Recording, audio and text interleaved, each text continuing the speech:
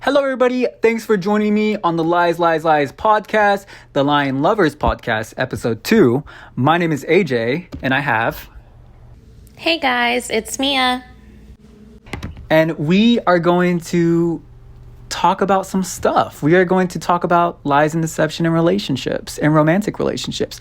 However, it's not going to be like the first episode we have where we strictly talk about the lies and deception that occurs in a relationship, how the partner reacts to the lies, or how the partner feels about the lies or whatnot. No, we're not talking about that. We are talking about how to overcome the lies and deception in these romantic relationships.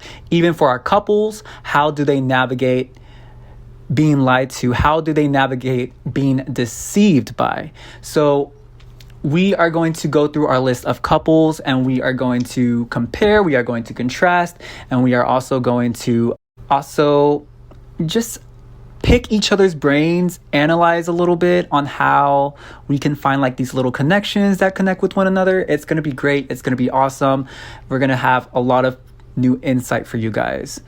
So I'm looking at Maria's content right now. She is a single. She is 24. She has been out of an 8-year relationship. She has been 2 months separated. This is just a highlight for those of you guys who that forgot or whatnot. So I just want to say that she believes that trust is not regained in romantic relationships. This is what she said in the first episode. However, from what she states on how she can overcome these lies and deception, we also find that with her, communication is key, and it's a crucial component in her partnership. And she also believes that being open is necessary for relationship growth. Maria brought some interesting points into how she can overcome these lies and deception. What are some thoughts on Maria's insight? You know, looking back at Maria's story, it's kind of hard to tell where it's going to go, because I know we hear some hesitation in her and, you know, she doesn't believe in second chances, but the relationship had lasted for so long and the breakup is so recent. There's also children involved. So if anything, I think the relationship needs to evolve its communication into something other than just the two main people involved, because you have to look out for the children as well in a case like that. But it's really hard to tell where it's going to go at this point. Right. Sort of like co-parenting, especially since they have kids into the mix. You know, communication is a crucial component. Even if you guys aren't in a relationship, it just goes to show on how you guys can have a relationship just by sharing the kids. And so I think that is an important component that we have, and we notice that especially in our other participants, such as Dora, who has been married for 14 years, but she's kind of like on the same boat as Maria, where it's kind of like that foot in and foot out the door. Just because she mentioned how she doesn't feel valued in the relationship due to the different love languages that her and her partner shared. Not to mention, our partner would lie, so conflicts would be minimal. I thought that was something that was very interesting.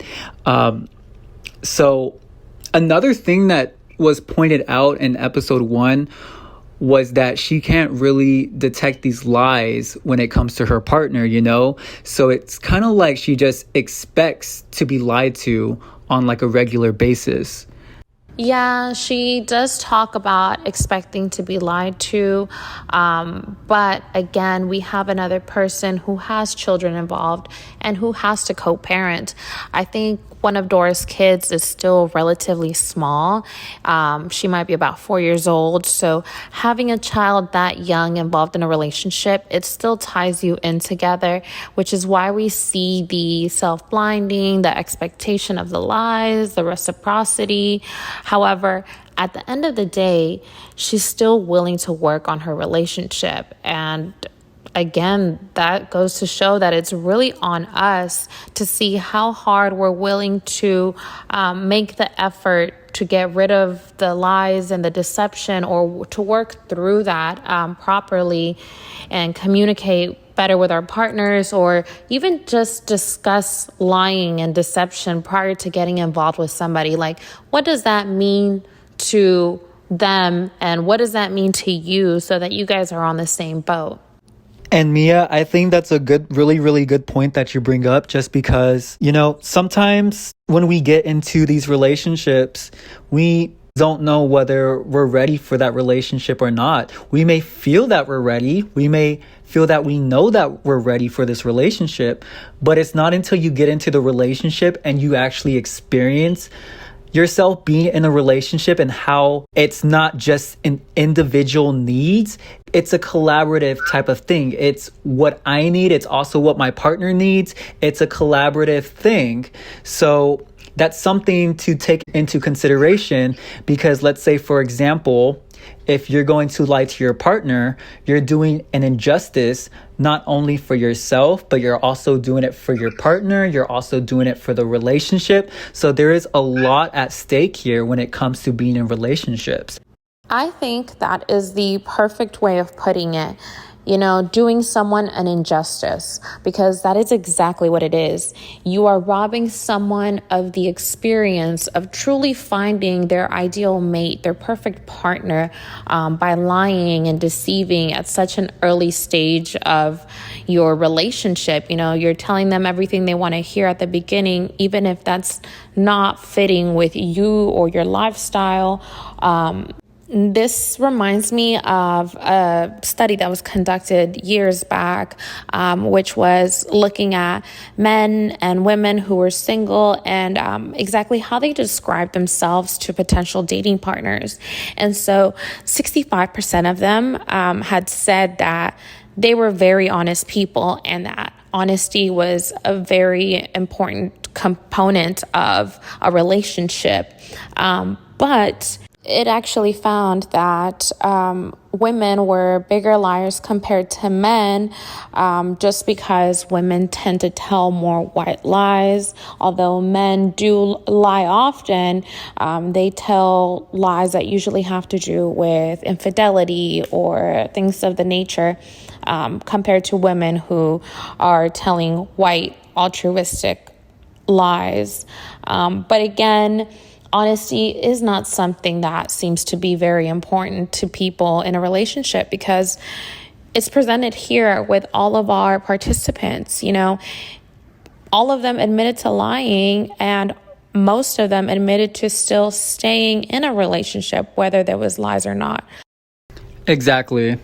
They're not as honest as they seem to be, because out of all our participants, all of them, literally all of them, has admitted to lying to their partner.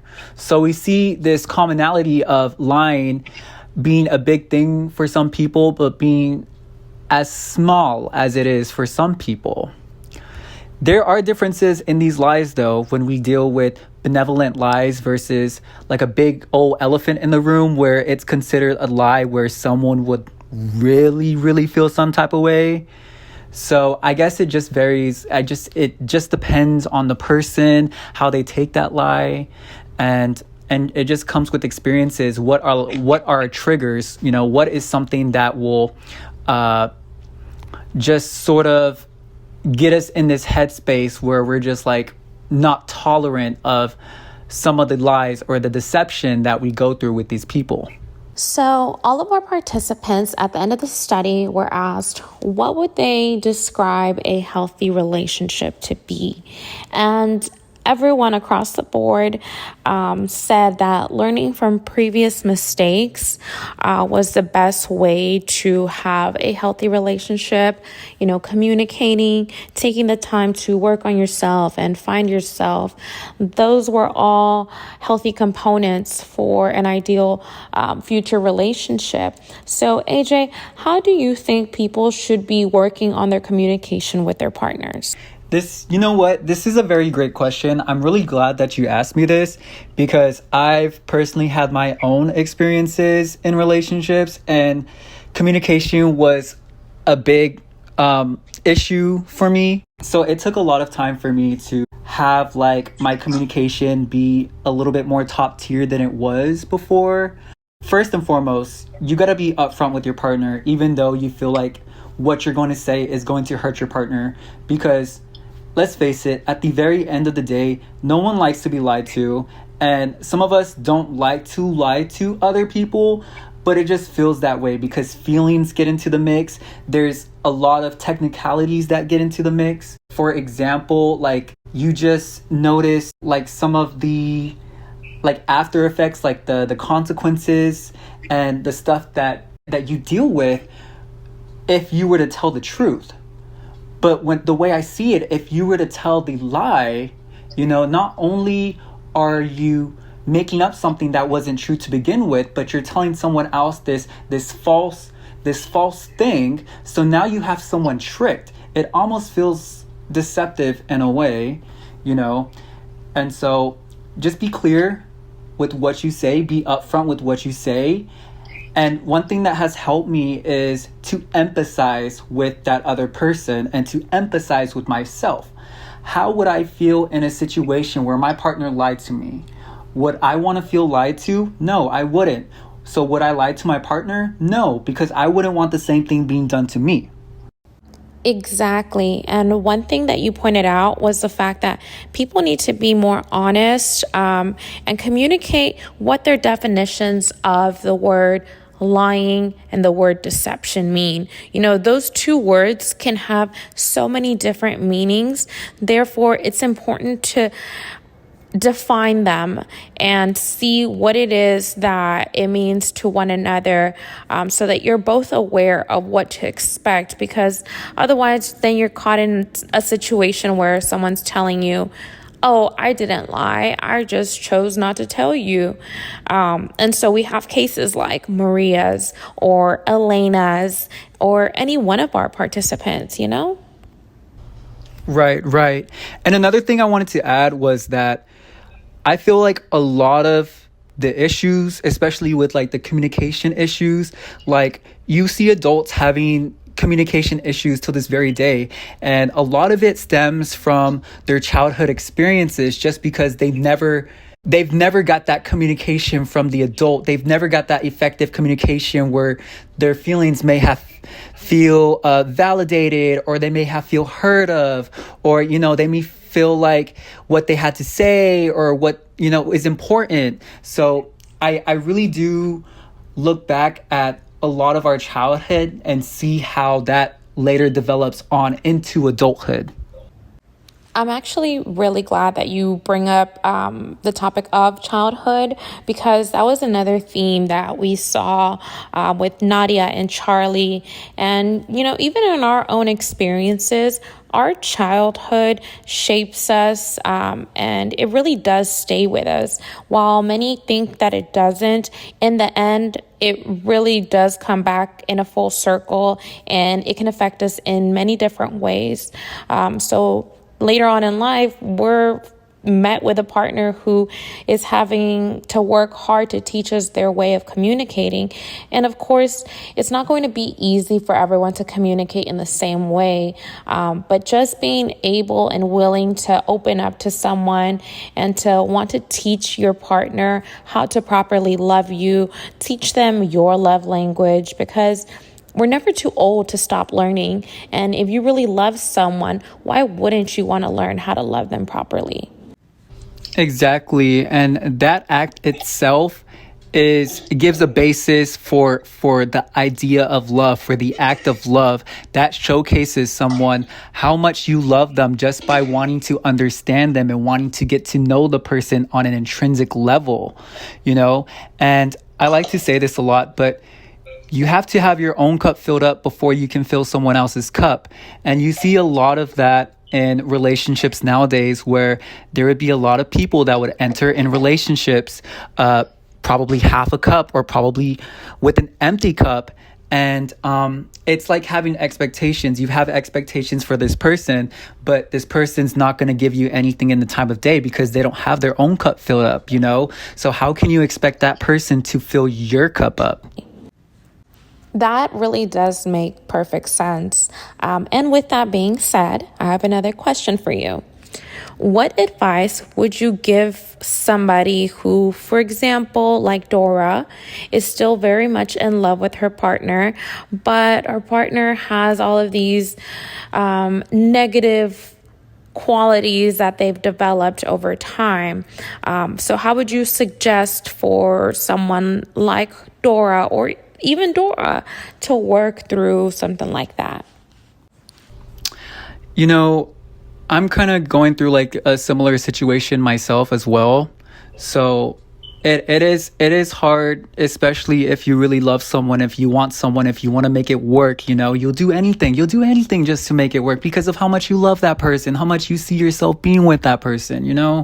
And just that energy itself that I had shared with you, you don't want to put your partner on a pedestal. That is not what you want to do. You want to, like I said, take care of yourself before you can watch over someone else.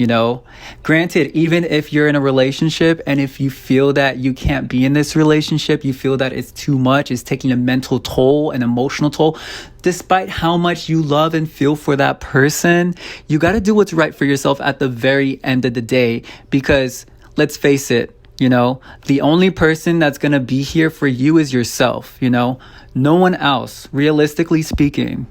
That is such a great point. Working on yourself and loving yourself. I know Earl was really big on that, and he's been single for a while, so that also shows the maturity that's developed in his situation. One thing that has worked for me was completely signing out of social media. Things like social media can be great for communicating with others, but it also brings in extra variables and unnecessary problems and attention. So I suggest that if you've already found someone that you're happy with and you're very much in love with, maybe logging off out of sites like Instagram or Grindr would be very beneficial. I think things like that go a very long way along with communicating. There's also certain words that need to be defined very thoroughly because it can be very easy to make assumptions or misinterpretations of what someone is saying. So even though the word love seems to have this universal meaning, it's still something that needs to be discussed. Right. Because there's a lot of different ways on how you can love. There's a lot of different ways there's a lot of different meanings on what the idea of love is. And there's also a lot of cases where some people don't know what love is, or they've never felt love before. And I like that you brought up social media, because social media has been a really big staple throughout the years of just communication with like people on the web and such, easy access. I get it, but there are some studies that do say that it is a lot common and it's a lot more accessible, for lack of a better word, to lie to someone who you're texting with. It's easier because you have your phone on the palm of your hands and you can just type whatever you want to say. And I don't think people truly realize the consequences that goes behind lying behind a keyboard. What are your thoughts on that, Mia? I think that is very much evident in the growing numbers of people who are still getting catfished even today. The show Catfish alone has been around for so long, and it's crazy to see that stuff like this is still happening. Like, how is this still happening? How are we still being bamboozled by people on the internet? You have things like the Tinder swindler who, takes advantage of women by using fake photos or lying about certain things. Like, they could tell the truth about certain aspects while they're still lying about everything else. So it's just a really kind of dangerous time to be in. Exactly. And I feel like since we're living in like a technology dominated society as of right now, I feel like there's a lot of people out there that are leaning more towards getting tech savvy. And so they have the capability to catfish someone, or they have the capability to lie to someone, lie to employers about the experience they put on their resume. There's a lot of things that can go about it, And so I think we just really got to be cautious with who we talk to, who we speak to, who we give our energy to, because there's a lot of scammers out there that people may fall victimized if not careful enough. And not even just the scammers online, but people wasting your time, people just taking away from your energy and diminishing your aura just to take the beauty out of it and inject thoughts like trust issues or insecurities. So there's a lot that needs to be done as far as research goes, but just the word love, that can lead us down some very dangerous paths. A lot of what was mentioned, I feel like that can be categorized as deception more so than lying, because the person is literally acting out in a way to deceive. You're trying to win that other person on your team, right? So you'll do whatever means necessary to have that person on your team, even though you got to lie to them, even though you got to do some deceitful behavior, even though you got to waste their time and whatnot. So it just goes to show how common this is in the real world, which I personally think it's scary. I'm glad that you're talking about being cautious, because a lot of our participants stated that they've already learned their partner's behavior. They've already become accustomed to being disappointed by someone. So it's like you kind of have to go back to that phrase, keep your friends close, keep your enemies closer. Like, it's not an enemy, but it's someone who's willing to hurt you like an enemy. So you're supposed to learn them, because that's the best way to be able to see when they're lying, and just being able to identify those little cues the way Nadia did, or being able to ask questions the way Elena did. It's just those little things here and there that you should really pay attention to, and also be able to find comfort in your own space without having the need for someone else to fulfill you. Exactly. And from what I've noticed from our participants, we had Elena and we also had Earl talk about, they believed in second chances, which I do believe is valid. The thing with second chances, though, is that I get that, the first fuck up is, okay, cool. We're still learning. We're still trying to get to know the other person. We're still, whatever, right? Second chance comes. All right. Well, you knew about the first chance. Okay. You knew how I would feel. You knew about how I felt about this lie or whatever action you did. How are you going to make up for that? Or what are you going to do about it? Because in a way, it feels deceptive, because you did say that you're going to follow through with the first chance, and now you already broke this other chance, it being the second chance. So in a way, I do kind of see that being deceptive, but I would like to see a lot more effort and progress into the relationship from the other person if they were to break that barrier. That is another great point. Second chances. That was something that Maria brought up, and I feel like that goes back to the quote, fool me once, shame on you, fool me twice, shame on me. God, I must sound like a fortune cookie, but it's true, It's like you're teaching people to love you incorrectly. It's back to behavior therapy again, and, Pavlov and his dogs. You're teaching someone to love you in a negative way, and you're teaching them that that's okay. Right. And so out of all our participants, one of them said that they they're not very welcoming of lies at all. They're not very welcoming of the deception at all. Once that trust is broken, there is no forgiveness into the mix. And I thought that was very interesting, just because you love someone so much to the point where it's no return, which that can be a hard pill to swallow for some people. It just puts a lot of things in perspective on how some people navigate themselves in the relationships, and not to mention how they love differently to their partners versus the other participants, and their love to their partners. So I love that we were able to bring up a lot of different perspectives into our podcast, because it just made me realize that we humans are vastly complex, and there's not a single answer to everything. I feel like there's always something. There's always so much complexities up in the air.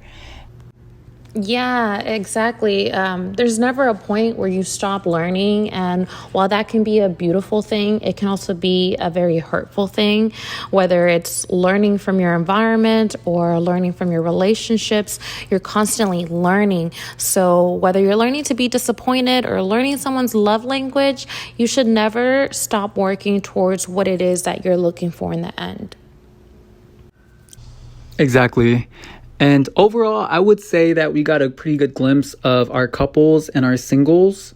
I want to give a big thanks to Nadia and Charlie, Jude and Emma, Maria, Elena, Dora, Earl, for all participating in our podcast. Without them, we wouldn't have anybody to interview, and thus we wouldn't have any perspectives to really lean on and talk about. So a big applause to them. And with that being said, thank y'all so much for listening to this podcast. Thank y'all so much for tuning in. And we hope to see you guys possibly once again, maybe. So I'm AJ. And I'm Mia. This is the Lies, Lies, Lies, the Lion Lovers podcast, part 2. Goodbye.